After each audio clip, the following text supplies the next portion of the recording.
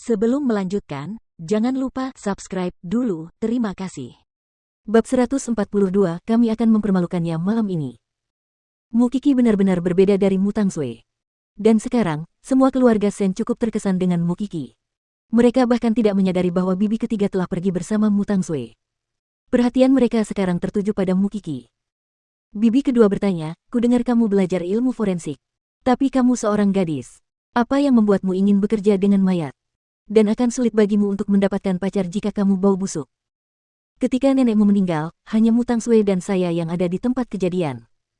Saya difitnah sebagai pelaku yang menyebabkan kematiannya karena tidak ada bukti yang membuktikan ketidakbersalahan saya. Saya bahkan diusir dari keluarga setelah kejadian itu.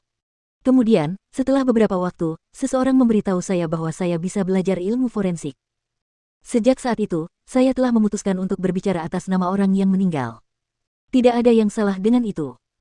Kamu memang benar. Bibi kedua jadi lebih mengenal Mu Qixi setelah percakapan itu.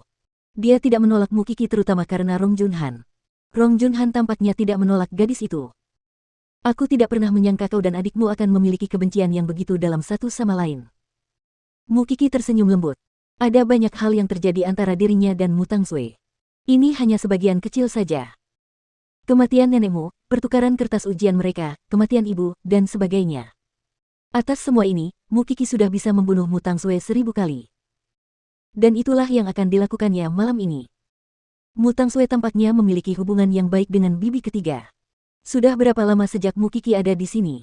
Dan mereka sudah tidak terlihat lagi. Jangan pedulikan mereka. Kita akan mengobrol sendiri. Kakek Shen memberi isyarat kepada Mu Qixi untuk pergi ke sisinya. Karena kamu sudah memutuskan untuk menjadi dokter forensik, maka kamu harus membuktikan kemampuanmu dan jangan mengecewakanku. Tentu saja. Aku akan bertanggung jawab dan menjalani kehidupan yang baik, aku janji. Apakah kamu punya pacar? Bibi tidak dapat menahan diri untuk bertanya kepada Mu Qixi. Aku tahu bahwa anak muda sekarang cenderung jatuh cinta di usia muda. Bibi ketiga menyeret Mu Tangsui ke kamarnya ketika para tetua dan Mu Qixi sedang mengobrol dengan gembira di ruang tamu. Dia berkata, dasar gadis bodoh, kenapa kamu tidak bisa tenang? Tidak bisakah kamu melihat bahwa adikmu sudah dipersiapkan dengan baik? Pasti ada seseorang yang mengajarinya untuk bersikap seperti itu. Tapi, bibi ketiga, apa yang harus kulakukan sekarang? Seluruh keluarga sepertinya tidak menyukaiku. Itu karena mereka berprasangka buruk padamu. Lagi pula, ini hanya pertemuan kecil dengan keluarga. Tunggu sampai malam, kau meninggalkan kesan yang baik pada para tamu. Mungkin ini kesempatanmu untuk bersinar. Tapi aku benar-benar tidak menyangka Mu Qixi bisa begitu sombong. Bibi ketiga, aku juga darah daging keluarga Shen. Aku tidak ingin kalah. Mu Tangsui sangat peduli dengan bagaimana orang melihatnya. Itu adalah hal yang paling penting baginya. Tapi sekarang semua orang memuji Mu Qixi, apa yang terjadi padanya? Beri aku waktu sebentar. Bibi ketiga berpikir keras. Meskipun dia tahu bahwa Mu Qixi didukung oleh keluarga Shen, dia masih bersedia membantu Mu Tangsui. Alasannya sederhana. Mu Qixi terlalu pintar. Dia tidak akan membiarkan siapapun mengendalikannya. Namun, Mu Tangsui berbeda. Kelemahannya jelas terlihat, begitu pula keinginannya. Kita akan mempermalukannya malam ini.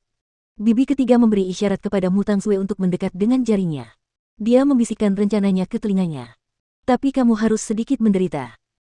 Mu Tangsui menggelengkan kepalanya dan berkata, selama Mu Qixi dibenci semua orang, aku bisa melakukan apa saja.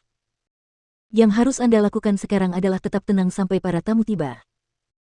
Setelah berdiskusi dan berunding cukup lama, mereka berdua kembali ke ruang tamu. Kali ini, bibi kedua melihat mereka. Ia tertawa dan berkata, kakak ketiga, kamu sangat pandai menghibur orang. Mu Tangsui terlihat lebih baik sekarang. Tangsui adalah orang yang terus terang. Kadang-kadang dia akan membuat orang tidak senang, tidak seperti orang lain yang bisa membuat semua orang begitu senang. Bibi ketiga tertawa dan berkata, tetapi, lebih baik berhati-hati dengan orang yang jelas-jelas sudah dilatih oleh seseorang sebelumnya, kakak kedua. Seorang gadis berusia 18 tahun dapat berperilaku dengan cara yang sempurna. Sebaiknya kamu berhati-hati sebelum kamu jatuh ke dalam perangkap. Jika tidak, kamu akan menghitung uang untuknya bahkan sebelum kamu menyadarinya. Mu Qixi tahu bahwa dialah yang dibicarakan bibi ketiga. Sedangkan orang yang tidak pandai berkata-kata, bibi kedua hanya bisa menatap bibi ketiga dengan marah setelah dipermalukan. Setelah menyaksikan kejadian itu, Mu Qixi dapat mengerti apa yang dimaksud Seng Xiao dengan mengatakan bahwa hubungan kedua kakak ipar itu sedang tidak baik sekarang. Mereka bahkan belum resmi kembali ke keluarga dan kalian sudah begitu bersemangat untuk memilih pihak. Kakek Sen mendengus. Tidak ada gunanya bertengkar. Ayo kita lihat hadiah yang disiapkan Kiki untuk kalian masing-masing. Itu adalah ketulusan hatinya kepadamu. Sebenarnya, Jing Yunlah yang menyiapkan hadiah-hadiah itu. Dia tidak ada hubungannya dengan hadiah-hadiah itu. Tak lama kemudian, paman kedua berseru, ini teh olong da Hong Pao kesukaanku. Bibi kedua segera membuka hadiahnya setelah mendengar apa yang dikatakan suaminya. Alat pijat ini hanya tersedia di luar negeri. Sudah lama tidak tersedia. Hadiah-hadiah ini sebenarnya sudah dipersiapkan dengan baik. Keponakanku ini benar-benar berusaha keras untuk mengetahui kesukaan semua orang, kata bibi ketiga dengan nada sarkastis.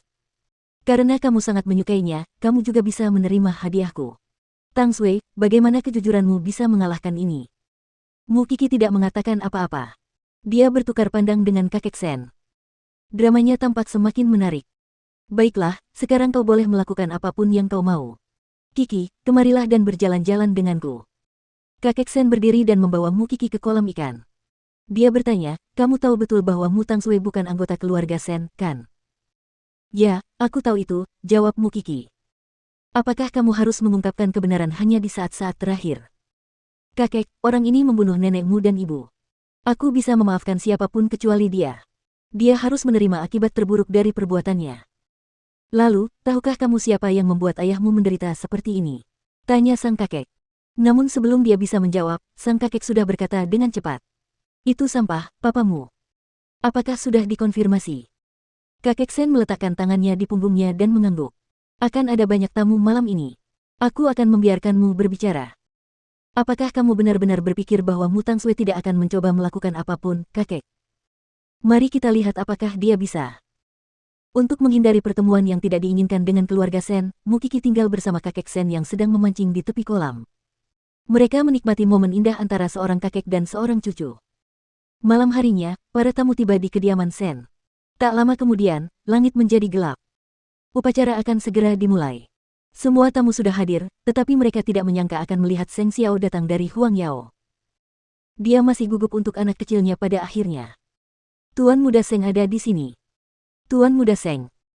Para tamu melihat Seng Xiao, dia langsung pergi ke taman dan menemukan Mu Kiki bersama kakek Sen. Komentar. Xiao Xiao, Mu Kiki sangat gembira melihatnya. Dia hampir meneriakkan nama panggilannya.